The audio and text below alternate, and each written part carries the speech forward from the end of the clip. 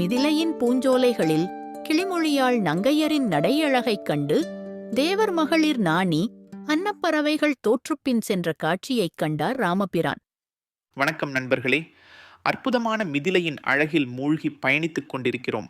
முந்தைய பாடலில் அந்த பொலிவுமிக்க நகரின் வீரம் செறிந்த இளங்குமரர்களின் கம்பீரமான காட்சிகளைக் கண்டோம். அவர்களின் தோற்றப் பொலிவும் வீரமும் காதலை தணிக்கும் கலையும் நம்மை வியக்க வைத்தன.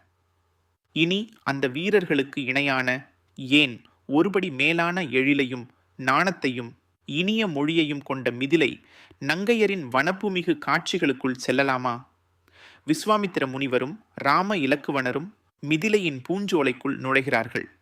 அங்கே அவர்கள் கண்ட காட்சி நம் மனதை வசீகரிக்கும் அழகு வெள்ளம்.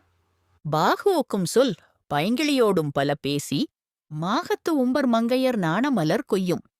தோகைக் கொம்பின் அன்னவர்க்கு அன்னம் நடை தோற்றுப் போகக் கண்டு வண்டு இனம் ஆர்க்கும் பொழில் கண்டார். ஆஹா, என்ன ஒரு அற்புதமான காட்சி! கம்பர் தன்னுடைய கவிதை ஓவியத்தால் நம் கண் முன்னே மிதிலை பூஞ்சோலையை விரிக்கிறார். கவனியுங்கள், ஒவ்வொரு வரியிலும் எத்தகைய எழிலை கொணர்கிறார் என்று. முதலில் பாகு ஒக்கும் சொல் பைங்கிளியோடும் பல பேசி என்கிறார். என்னே ஓர் அழகு! மிதிலையின் இளவரசிகளும் நங்கையரும் அந்த பூஞ்சோலைகளில் உலவி வருகிறார்கள். அங்கே மரக்கிளைகளில் அமர்ந்திருக்கும் பச்சை பசுங்கிளிகள் இவர்களின் இன்னிசைக் குரலை கேட்டு தாங்களும் பேசத் துடிக்கின்றன. பாகு ஒக்கும் சொல் என்றால் என்ன தெரியுமா? சர்க்கரை பாகை போல இனிமையான சொற்கள். அதுவும் ஒன்றிரண்டு அல்ல, பல பேசி என்கிறார் கம்பர். அந்த நங்கையர் தங்கள் வசீகரிக்கும் தேன்மொழியால் அந்த பசுங்கிளிகளுடன் மனம் விட்டு மகிழ்ந்து பேசிக் கொண்டிருக்கிறார்கள். கிளியின் மழலை சொல்லுக்கு தங்கள் மழலை சொல்லால் பதிலுரைத்து சோலையை இன்ப ஒளியால் நிரப்பிக் கொண்டிருக்கிறார்கள். அடுத்து மாகத்து ஊம்பர் மங்கையர் நாணமலர் கொய்யும். இந்த வரிகள்தான் கம்பரின் கற்பனை சிறப்பிற்கு சான்று. மாகத்து ஊம்பர் மங்கையர் என்றால் வானுலக தெய்வ மங்கையர், தேவலோக அழகிகள். ரம்பை, ஊர்வசி போன்ற அப்சரஸ் அழகிகள் கூட இந்த மிதிலை பெண்களின் அழகைக் கண்டால் நாண வெட்கத்தால் தலைகுனிந்து போவார்கள் என்கிறார்.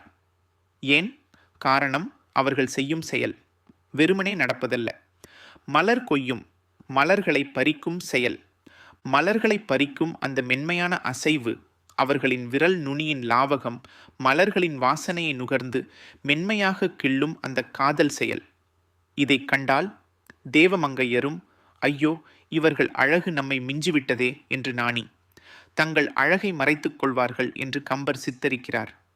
பின்பு தோகை கொம்பின் அன்னவர்க்கு அன்னம் நடை தோற்றுப்போகக் கண்டு என்னே ஒரு வியப்பு. அந்த மிதிலை நங்கையர் எப்படிப்பட்டவர்கள்? தோகை கொம்பின் அன்னவர் மயிலைப் போல அழகிய சாயலும் மென்மையான பூங்கொடியைப் போல துவண்டு எழும் உடலும் கொண்டவர்கள். இத்தகைய அழகு தேவதைகளின் நடை எப்படி இருக்கும்? நம் அனைவருக்கும் தெரிந்த அன்னப்பறவையின் நடை உலகிலேயே மிகவும் மென்மையானது, லயமானது என்று சொல்வார்கள் அல்லவா? ஆனால் கம்பர் என்ன சொல்கிறார் தெரியுமா?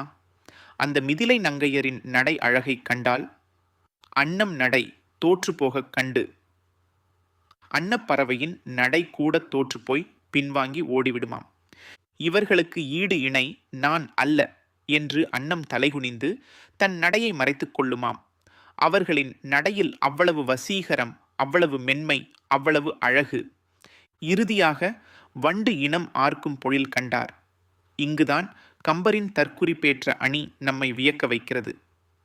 அன்னப்பறவை தோற்று பின்வாங்குவதை பார்த்த வண்டுகள் வண்டு இனம் ஆர்க்கும். கூட்டம் கூட்டமாக ஆரவாரம் செய்கின்றனவாம். பொதுவாக வண்டுகள் மலர்களில் தேன் உண்ணும் போது ரீங்காரமிடும். ஆனால் கம்பர் அதை ஒரு கொண்டாட்டமாக, ஒரு வெற்றி களிப்பாக மாற்றுகிறார். கம்பர் எத்தகைய கற்பனை வளத்துடன் மிதிலையின் அழகை, குறிப்பாக அங்கிருக்கும் பெண்களின் வனப்பை நம் கண்முன்னே காட்சிப்படுத்தியுள்ளார் பாருங்கள். இந்த அழகு நிறைந்த சோலைகளை கடந்து இனி அந்த சனக மன்னனின் பொன்மயமான அரண்மனையை சூழ்ந்துள்ள கம்பீரமான அகழியை காணச் செல்வோம். வாருங்கள், அடுத்த பாடலில் சந்திப்போம்.